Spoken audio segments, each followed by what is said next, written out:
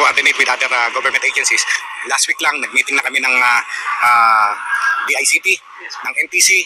Nag-usap-usap na kami kung paano namin once and for all masawata itong mga fake news spreader, mga vloggers na nagbibigay ng fake news, at saka yung creators na makapag-create lang kahit hindi tama yung ginagawa nila. Sir, bakit yung naisip na baka mamaya may nagpapan sa kanila? Nakikita pa kayong pattern sa mga pinaposts nila o baka timing sa actions nila? Yes, isang action namin yan. No? Tinitingnan namin bakit tumadami, bakit parang iisa ang tema nila, no? Ganon, na sumasakay sa kaguluhan ng ating political atmosphere. Hindi dapat mangyari. Ayan, ito. Ito Oh. Yun yung tanong dito. Bakit dumadami sila? Bakit sumasabay sa kaguluhan or sa issue ngayon? Kung titingnan po natin dito sa Pilipinas, ang mga content creator po, dumadami. Ang mga vlogger-vloggeran na mga basta lang magka-views, dumadami. Yung mga garbage creator, dumadami. 'Di ba? Kunyari, ganito, example. Noon kasi, nung mga nakaraang panahon, nung panahon ni Digong, 'di ba? Hindi pa masyadong uso yung mga reels, 'di ba? Pansin niyo ngayon uso na. Pero sa panahon ni Digong meron man pero bihira pa lang. Wala pang masyadong napo-focus diyan. Kasi hindi pa nila nakikita yung kita doon. Okay? Hindi pa nila naiisip, may kita pala dito, wala. Pero ngayon kasi nakita nila, may kita pala dito. Kaya hindi, magtatay-tatay Digong ako kasi para nandito yung malaking views eh.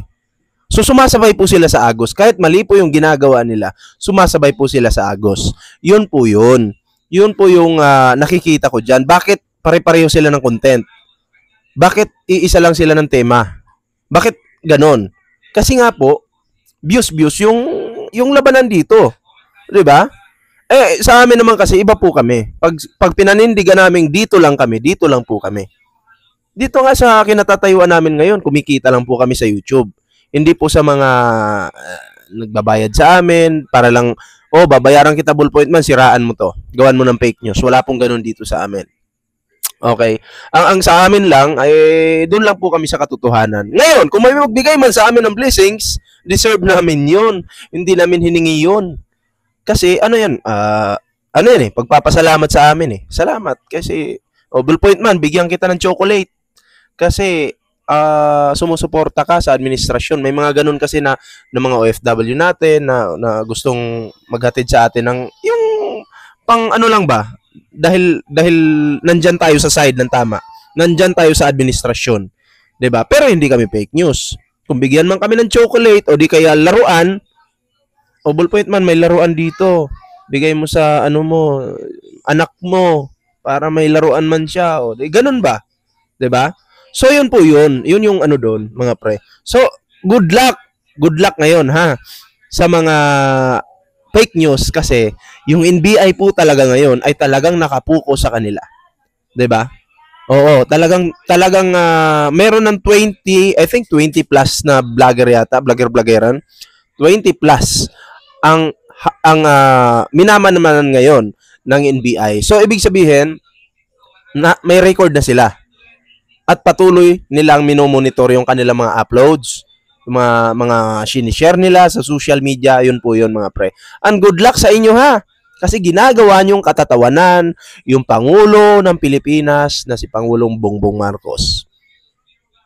Ang dami pong nagdaang Pangulo, pero hindi po ginawang katatawanan yung mga nagdaang Pangulo. Ngayon lang, si PBBM lang po ang ginawang katatawanan. Bakit? Kasi po, simula nung naupo, etong si Digong ng pagkapangulo ng Pilipinas at naging DepEd Secretary, etong si Sara Duterte, dumami po yung bastos ng mga Pilipino. Nasanay na eh. Parang sinasanay tayo sa pagmumura, pambabastos, mga joke ng mga walang kwenta. Okay lang naman magmura ka. Normal lang yan sa tao na makapagbitaw ka ng pagmumura. Kung expression mo yun. 'Di ba? Okay lang yun. Pero, expression pa ba yung may tinutukoy kang tao tapos minumura mo? Tapos sinisindihan mo ng kandila, mamatay ka na, ganito, ganyan. Tama ba yun? Ayun yung tanong eh. Tama ba yun? So, sinanay kayo ni Digong sa ganyan. Kaya, pati mga kabataan ngayon sa school, naging bastos na, pinupunit yung larawan ng Pangulo, pati mga matatanda, bastos na rin. Pero sa panahon, nung hindi pa si Digong yung presidente ng Pilipinas, oo, may mga galit sa Dilawan, may galit sa Marcos, pero disente po yung kanilang mga sagot. Disente yung kanilang mga banat. 'Di ba? Disente. Anong ibig sabihin ng disente? Naaayon po doon sa issue.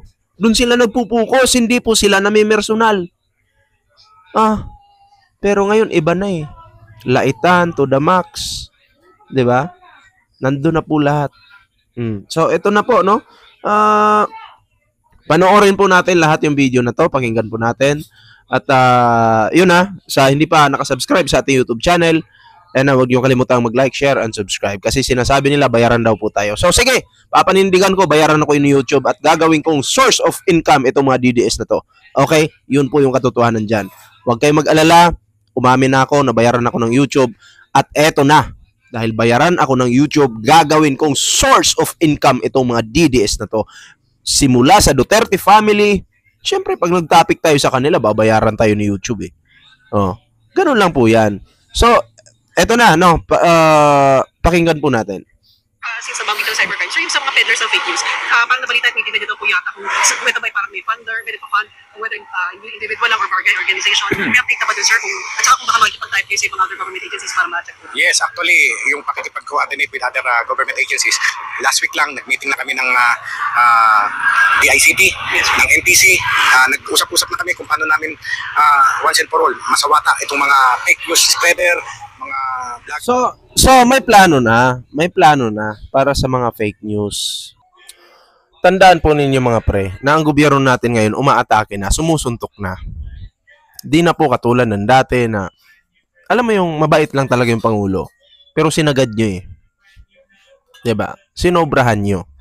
Winawalang hiya nyo, binababoy ninyo, minumura ninyo, pinapatay ninyo, sinisindihan nyo ng kandila. Pero ako, kahit DDS kayo, papayuhan ko pa rin kayo. Iwasan niyo yung magsindi-sindi ng kandila, delikado yan. Na ipagdadasal yung tao na mamatay, ganyan. Iwasan nyo yan. Babalik sa pamilya nyo yan. Hindi man ikaw yung tamaan, pero pamilya mo. Subok na yan. Eto na. Tuloy natin to mga pre. Na nagbibigay ng fake news at saka yung creators na makapag-create lang kahit hindi tama yung ginagawa nila. Sir, bakit nyo naisip na baka mamaya may nagpa-fund sa kanila? Nakikita pa kayong pattern sa mga pinaposts nila o baka timing sa actions nila? Yes, isang action namin yan, no? Tinitingnan namin bakit tumadami, bakit parang iisa ang tema nila, no? Ayun. Bakit dumadami, bakit iisa yung tema nila? Na-explain ko na yan sa kauna-unahan ng ating video. Unang-una, bakit dumadami? Kasi padami po ng padami ang content creator ngayon sa Pilipinas. At lahat ng mga content creator na yan, gustong kumita. Gustong dumami yung followers. Kaya ang ginagawa nila, kung alin yung trending at papabor sa kanila, dun sila kakampi. Ganun yun. Kaya pansin nyo, kahit ayaw kay Digong, mga pre, nagkukunyaring gusto si Digong. Sino itong mga taong sinasabi ko? Tinutukoy ko. Itong mga taong walang pakialam sa politika. Walang alam sa politika. Ito yung mga taong tinutukoy ko. Na mga nagsisimula pa lang mag-Facebook. 'Di ba? Sila yung tinutukoy ko, mga pre. Sila kahit wala silang alam, basta Duterte lang, kawawa si Tatay Digong. Yun yung pinupush nila sa kanilang mga account. Yun yung mga tinatapik nila. 'Di ba? Kasi malakas yung views doon, malakas yung hatak. Kaya pansin nyo, iisa sila ng mga diskarte. 'Di ba? Iisa sila ng diskarte. Kasi gusto nilang magpataas ng followers sa Facebook. Yun po yun. Yun yung sagot ko doon sa tanong, no? Kaguluhan ng ating political atmosphere, hindi dapat mangyari. Magugulo ang ating bayan, malilito ang ating mga mamamayan. Mostly, sir, ano topics nila, sir? Nakakalat po ng fake news. Sabi ko si politics, ito po bang pagkahuli ka Presidente Duterte? Lahat na. Pati yung paninira nila sa mga government officials, yung mga kung ano-ano sinasabi nilang balita na hindi naman totoo. Yun ay pinag-aaralan namin. Hindi ko nila ipapakita, napapagod yung kamay ko. Sa labas kasi ako dito sa labas ng bahay. So, ganun na lang, pakinggan nyo na lang yung boses. Okay, kung bakit ganun ang tema ng mga vloggers natin ngayon, meron ba silang namumuno sa kanila? Tinitignan po namin yan lahat. Sir, how close are you? Eto kung titingnan po natin, may namumuno ba sa kanila? Of course, meron. Kung sino lang yung, eto hatian merong namumuno, merong sumasabay sa agos. Okay, intindihin niyo po yung sinasabi ko. Halimbawa, itong si Kibuloy, example ko yung Bayaderos. Di ba noon binababoy-baboy nila si Kibuloy? Pero ngayon himod-puwit na sila kay Kibuloy. Kasi kinuha sila ni Kibulok. Kinuha sila para maging aso-aso. Yan, si Bayadbay. Kinuha yan para maging aso-aso. Si Kibulok ang kumuha niyan. Kasi noon, sabi ni Bayadbay, kulto yan, ganito, ganyan, yan. Kulto. Tapos, kita mo, himod-puwit na ngayon. Himod-titi, himod-itlog na ngayon yung mga yan. Kasi, sinusuplayan sila ng ganon. Ngayon, yung kabilang side, sabi ko, dalawang side yan Kabila. May grupo ba itong mga to? May kumuha ba sa kanila? Yung mga baguhan at mga yung mga sumasabay lang sa agos, nakikita nila, oy, malakas dito tayo.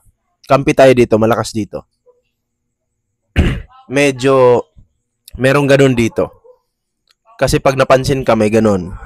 May mga ganun Dalawang grupo yan. Yung talagang na-recruit at yung pangalawa, ito na lang yung pangalawa. Pangalawa, una, yung mga na-recruit. Yung pangalawa, yung mga nag-e-expect na ma-recruit. Pero malakas yung kanilang mga Facebook page, ganyan. Bumabanat sila. Nag-aantay sila ng mensahe. Galing doon sa sinusuportahan. Kuno nila. Kuno. Kasi wala naman sa puso Pera-pera nga lang Diba?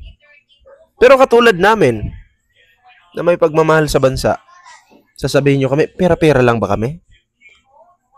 Ayun yung tanong. Sabi nila, bayaran daw kami. Pera-pera kami. Kasi kung pera-pera po kami, kung kakampi ka kay Sara Duterte, marami ka pong pera. Bakit? Unang-una pa lang, pag magla-live ka doon, maraming palipad. Diba? Dito sa amin, wala. Nako po, walang nagpapalipad dito. Kumikita lang po kami sa ads. Yun. Ni-explain ko lang to para alam ninyo. Kumikita lang po kami sa ads, sa aming YouTube channel. Kung may Facebook ka, doon, kumikita ka doon. Yun lang. 'Di ba? Pero kung may mga gustong magbigay sa'yo, ballpoint man, salamat, pinagtanggol mo yung Pangulo, bigyan kita ng yung t-shirt. Yun ang ganun, pa t-shirt lang kami, pa sombrero lang kami. Yun lang yung aming natatanggap, pa chocolate lang. Ganun lang. Pero yung mga salapi na malalaki, si YouTube lang po yung nagbibigay sa amin. Totoo, malaki yung kinikita namin sa YouTube. Oo. Pero hanggang doon na lang yun. Si YouTube talaga yung nagbabayad sa amin. Eto na, tuloy natin to. Finding out kung sino yung nasa likod ng operation. Alam nyo, hindi ko lang pwede sa inyong isiwalat yung mga listahan namin, but we have already list nitong vloggers na ito na nagpapakalat ng fake news. Sir, gano'ng karami po? Ay, hindi bababa sa 20. 20? Oh, yes, Grabe. But sa upload ba, pwede ba yun? Pwede bang hakulin yung mga fake news writers na nasa ibang bansa? Alam nyo, yan ang isang dilema namin, at pinag-aaralan namin. Sa United States, for example, hindi krimen ang libel. Civil case lamang yan. Pero dito sa atin, ang libel ay criminal case. So, lalo pat yung vlogger ay US citizen, how can we enforce our law doon sa Si Maharlika yung pinapatamaan nito unang-una si Maharlika, maganda ka na. citizen nila at hindi naman yun ang umiiral na batas sa kanila. So, tinitingnan namin lahat. But, hindi nga sa kanila batas, hindi krimen ang libel, but then, tinitingnan namin lahat ng anggulo. For example, pwedeng pumasok sila sa inciting to sedition. Krimen yan. Sa US, dito sa atin, krimen yan. Tax evasion, no? Remember, papalabas sila, umaabot dito sa Pilipinas, nagbabayad ba sila ng tax, no? Remember the case of Al Capone, hindi mahuli-huli si Al Capone pero pinanata sa tax evasion. So we will look into that. So kung Filipino citizen na nasa ibang bansa, mas pwede yun? Ay, mas madali. Susulat lamang tayo sa Interpol, tulungan tayo, maibalik dito sa atin. Extradition, yes. So ito, maliwanag dito, ang Pilipinas po pala ay makikipagtulungan sa Interpol. Ang gobyerno po pala ay makikipagtulungan sa Interpol. So, madadali itong mga nasa ibang bansa na mga naninira, mga mayayabang, 'di ba? Good luck sa inyo. Anyway, tapusin na natin 'to, tuloy natin 'to. Na freedom of speech na Ano po yung masasabi niyo sa mga Tama po yan. Binabalansi po namin mabuti. Ako bilang dating hukom, no? Bilang dating hukom ako, binabalansi ko yan. I understand and I respect freedom of speech, freedom of expression. Kaya yung mga komento sa kanilang pananaw ay ganun ang paniwala nila, okay lang yan. Freedom of speech, freedom of expression. Pero pagka lumampas na sa hangganan, nakakakomit na sila ng inciting to sedition, nakakakomit na sila ng libel, kailangan sabatain natin yan. Sir, you mentioned Okay. Interpol. Nag-intensify ko ba yung coordination natin with Interpol? Yes, tulad ng nung isang linggo lang. Through the coordination with Interpol, we were able to save 3 Pilipino from Cambodia. No? Coordination yun. Punta doon ang 4 na agent ko, nakuha sila through the coordination with Interpol. No? Yun ang tulong. Talagang kailangan cooperative tayo. May nahuling Pilipino? Meron? Ayusin nga natin, wait lang. Para klaro. Ayan. Ay. Okay. Wait lang. Pakinggan natin na maayos. Ng inciting to sedition, nakakakomit na sila ng libel, kailangan sabatain natin yan. Sir, you mentioned Interpol. Nag-intensify ko ba yung coordination natin with Interpol? Yes, tulad ng nung isang linggo lang. Through the coordination with Interpol, we were able to save 3 Pilipino from Cambodia. Save. Coordination yun. Yes, tulad ng nung isang linggo lang. Through the coordination with Interpol, we were able to save 3 Pilipino Okay, save. Sa pagkakaintindi ko, save eh. from Cambodia. No? So maliwanag po dito mga pre na makikipagtulungan po ang ating gobyerno yung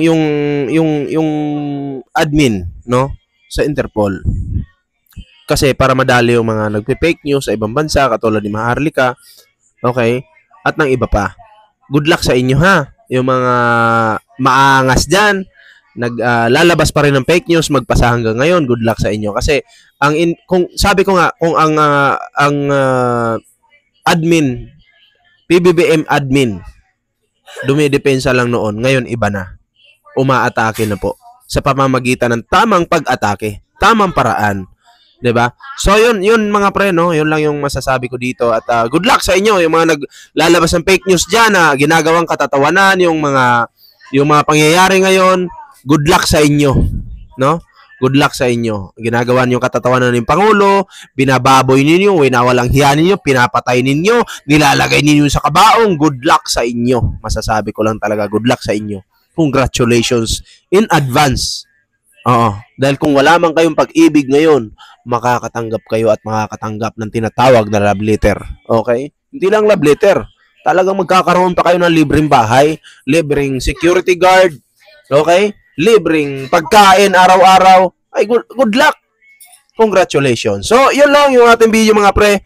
At yun, syempre, bago po tayo magtapos sa ating video, huwag niyo kalimutang mag-like, share, and subscribe sa ating YouTube channel. And syempre, sa ating Facebook page, Team Birador 2.0, huwag niyo kalimutang i-follow yan mga pre. So, yun lang mga yung ating mga video.